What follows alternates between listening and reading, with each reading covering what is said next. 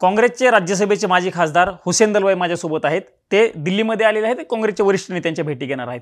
Sir, कोणत्या नेत्यांच्या भेटी घेणार आहेत आणि भेटीचं नेमकं मुख्य कारण विधानसभेच्या निवडणुका तोंडावरती आहेत आणि त्या पार्श्वभूमीवरती तुम्ही भेटीची वेळ मागितली आहे।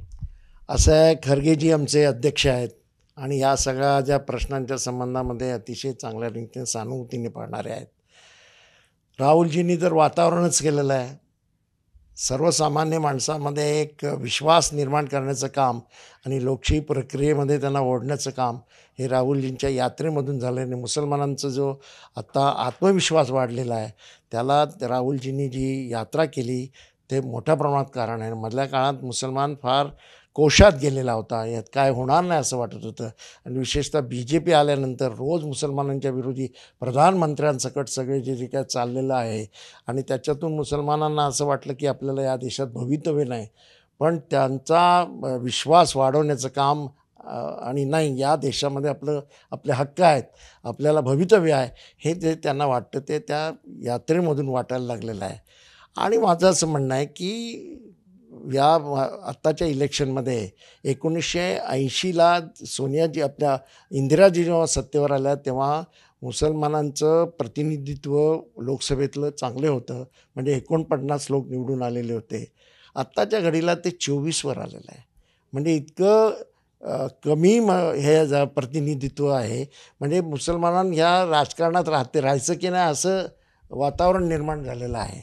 तर माझं म्हणणं असं आहे की आता विधान परिषदेवरही मुसलमान एकही नाही, महाराष्ट्रात तसं कधी झालेलं नाही, एकही नाही, आणि लोकसभेला एकालाही तुम्ही तिकीट दिलं नाही।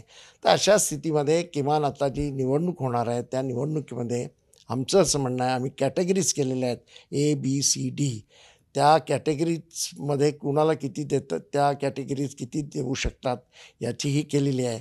तसे 35 ते 40 नावं ही मतदारसंघ सांगितलेले आहेत, ते सगळे द्या असं आमचं म्हणणं नाही। आमचं म्हणणं 24 तरी तुम्ही सीटा मुस्लिमांना द्या आणि त्या निवडून आणण्याची जबाबदारी पण घ्या। साधारणतः त्या 24 जागा कुठल्या आहेत, म्हणजे मुंबई आहे की संपूर्ण महाराष्ट्राभरात? नेमकं तुम्ही कॅटेगरीज म्हणताय, पण नेमकं जास्त जागा कुठल्या आहेत त्यात? नाही मुंबई आहे, महाराष्ट्र आहे, मुंबईचं आहे असं नाही आहे, महाराष्ट्रात आहे ना।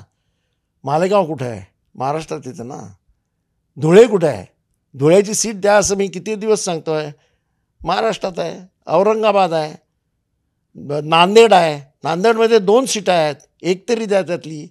परभणी द्या, ह्या आपली बीड द्या, अमरावती द्या, सीटा बऱ्याच आहेत, अकोला द्या। माझ्या तोंडावर आहेत सीटा कुठल्या, त्यांना मला विचारलं तर मला बघावं पण लागणार नाही, मी बराबर सांगेन कुठे कुठे देता येतील म्हणून। तुमची मागणी होती लोकसभेला देखील मुस्लिम उमेदवाराला संधी मिळावी, तुम्ही देखील त्यासाठी इच्छुक होते। आताच विधान परिषदेचा उल्लेख केला तुम्ही, एकही मुस्लिम उमेदवार नाही, पण राजीव सातवांच्या पत्नीला त्या ठिकाणी काँग्रेसने उमेदवारी दिली, त्या ठिकाणी जे मुस्लिम उमेदवार होते त्यांना पुन्हा उमेदवारी द्यायला पाहिजे होतं असं तुमचं मत आहे? नाही, काय राजूजी माझे मित्र होते आणि त्यांचं निधन झालं ही अतिशय दुःखकारक गोष्ट आहे। का काँग्रेस पक्षाचं मध्ये त्यांचा फार मोठा त्याग होता, ते लक्षात घेऊन, आणि त्यांना अर्धवट ही मिळाली होती, पूर्ण टर्म मिळाली नव्हती। त्यामुळं साधारण अर्धी टर्म असते, तर मी राज्यसभेवर पहिल्यांदा आलो ते मला अर्धी टर्म मिळाली होती, सोनियाजींनी नंतर मला पूर्ण टर्म दिली, तसं त्यांना ती दिली गेलेली आहे। त्याच्याबद्दल मी निराशा किंवा चुकीचं आहे असं म्हणणार नाही, परंतु ही सुद्धा वस्तुस्थिती आहे की आजच्या घडीला हे पहिल्यांदाच घडलं की महाराष्ट्र विधान परिषदेवर एकही मुस्लिम नाही। असं आहे, तुम्ही त्यांचं प्रतिनिधित्व जर नसेल ना तर त्यांचे जे प्रश्न रोजमर्राचे प्रश्न आहेत, त्यांच्या शिक्षणाचा प्रश्न, त्यांच्या नोकऱ्यांचा प्रश्न, त्यांच्या उद्योगांचा प्रश्न, त्यांच्या घरांचा प्रश्न, हे प्रश्न कधी चर्चेलाच जाणार नाहीत। ते जायला पाहिजे असतील तर त्यांचं प्रतिनिधित्व बऱ्यापैकी असणं फार आवश्यक आहे। फक्त काँग्रेस पक्षानंच मुस्लिमांना उमेदवारी दिली पाहिजे का महाविकास आघाडीतल्या इतर घटक पक्षांना देखील तुम्ही मागणी करणार आहात त्यांच्याकडे, किंवा त्यांना विनंती करणार आहात का तुम्ही देखील अशा पद्धतीच्या जागा द्या म्हणून? प्रश्नच नाही। असं शिवसेनेला मोठ्या प्रमाणात मतदान मुसलमानांनी केलं ना, ते कबूल पण करतात आणि उद्धवजी त्याचा मोठ्याने उल्लेख पण करतात। एकच नेते असे आहेत की जे मुसलमानांवर होणाऱ्या अन्यायाच्या संबंधात डायरेक्ट बोलतात, तर त्याने ते देतील ना। असं आहे, बाळासाहेबांनी शेखना हे केलं होतं, शबीर शेखना मंत्री केलं होतं, त्यांनी भेंडी बाजारातून एक मुस्लिम महिलेला उभं केलं होतं, तिथे त्यांच्या प्रचाराला ते गेले होते. तर असं काय शिवसेनेशी भांडण काही नाही आहे. शिवसेनेने ही उभे केले पाहिजेत, दिले पाहिजेत आणि कुठे कुठे देता येतील ते त्यांनी मला जर विचारलं तर मी सांगेन. उदाहरणार्थ इथली सीट आहे आपली, तिथे बहुतेक त्यांच्याकडे जाणार असेल, ते घेणार असतील. आपली बायकळची सीट तिथे करा ना मुस्लिम उभा, त्यांनी पण करावा ना. असं आहे. आणि हा आग्रह काँग्रेस पक्षाने मांडला पाहिजे. काँग्रेस पक्ष नेहमी मुसलमानांच्या संबंधामध्ये प्रश्न उठवणारा पक्ष आहे, तर काँग्रेस पक्षाने बोलावं. तुम्ही आता जे वरिष्ठांची भेट घेणार आहात त्यावेळी या मुद्द्यावर त्यांच्याशी चर्चा करणार आहात, कारण उद्धव ठाकरेंसोबत चर्चा असेल किंवा शरद पवारांसोबत चर्चा असेल, ही महाराष्ट्रातील तुमच्या स्थानिक नेते करतात. काँग्रेसच्या वरिष्ठ नेत्यांनी त्यांना त्या संदर्भात सूचना कराव्यात, अशा पद्धतीची मागणी तुम्ही आताच्या भेटीमध्ये करणार आहात. अर्थात ती केली पाहिजे. आणि ज्या आघाडीच्या चर्चा होतात त्या आघाडीच्या चर्चामध्ये हे मुद्दे येणं फार आवश्यक आहे. आघाडीच्या चर्चेमध्ये कोण आहेत मला माहिती नाही, पण आघाडीचे कुठल्या सीटा काय आहे ते नीट लक्षात घेतलं पाहिजे. नाहीतर ते मागतील त्या तुम्ही सीटल्या दिल्यात तर अतिशय चुकीचं होईल. आणि त्यांना आग्रही केला पाहिजे की समाजाच्या, फक्त मुसलमानांचं नाही, या देशाच्या लोकशाहीचं गमकच हे आहे की सगळा समाज याच्यात एकत्र आलेला आहे. आणि गांधींनी, बाबासाहेबांनी केलेली किमया आहे हे लक्षात घ्या. ती किमया तोडण्याच्या दिशेने भाजपचा जो प्रयत्न चालला आहे तो हाणून पाडायचा असेल तर, आणि हा देश एक ठेवायचा असेल तर मला असं वाटतं की सर्व समाजातल्या सर्व घटकांना प्रतिनिधित्व मिळालं पाहिजे. शेवटचा प्रश्न विचारतो. बाबासाहेबांचा उल्लेख केला आता तुम्ही. बाबासाहेबांचे नातू प्रकाश आंबेडकर देखील निवडणुकीच्या मैदानामध्ये उतरलेले आहेत. तिसरी आघाडी करण्याचा एक प्रयत्न सुरू आहे, अशा पद्धतीने चर्चा सुरू आहेत.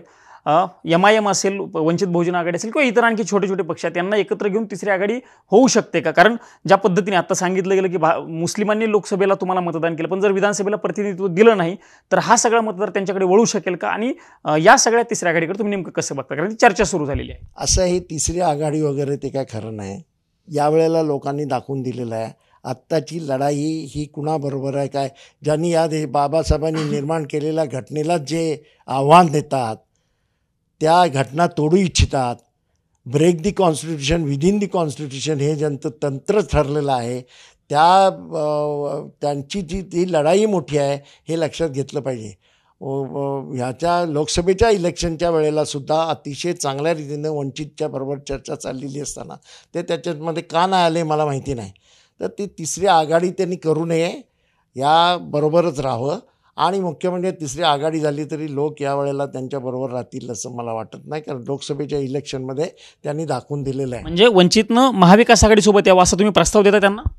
हां, यावं ना, त्यांनी यावं आणि जरा नीट बोलावं. ते काहीतरी काय मागण्या न करताना वास्तववादी मागण्या करून त्यांनी यावं, असं या सगळ्या प्रक्रियेमध्ये असावं. मला नेहमीच वाटतं की प्रकाश आंबेडकर साहेबांनी या देशाच्या लोकसभेमध्ये असायला पाहिजे. त्यांना ते इथली जागा सोडायला आमचा पक्ष तयार होता, आपल्या अकोल्याची. त्यांनी ती खरं म्हणजे तिथून निवडून आले असते, पण ते काय त्यांचं चालतं मला माहिती नाही. निश्चितच हे हुसेन दलवाई होते आणि त्यांनी सामटीविषयी बोलताना सांगितलेलं आहे की अवास्तव मागण्या न करता प्रकाश आंबेडकर यांनी महाविकास आघाडीसोबत यावं. सोबतच मुस्लिम समाजाला विधानसभेमध्ये काँग्रेस आणि महाविकास आघाडीने चांगलं प्रतिनिधित्व द्यावं, अशा पद्धतीची मागणी ते काँग्रेसच्या वरिष्ठ नेत्यांकडे करणार असल्याचं साम टीव्हीशी बोलताना हुसेन दलवाई यांनी स्पष्ट केलं आहे. कॅमेरामन राजीव गौतमसह मी प्रमोद जगताप, साम टीव्ही न्यूज, नवी दिल्ली. देश विदेशातील प्रत्येक घडामोडींचे लाईव्ह अपडेट मिळवण्यासाठी आता साम टीव्हीच्या सर्व सोशल मीडिया प्लॅटफॉर्मला लाईक, फॉलो आणि सबस्क्राईब करा. तसंच सर्व नोटिफिकेशनसाठी बेल आयकॉन प्रेस करायला विसरू नका.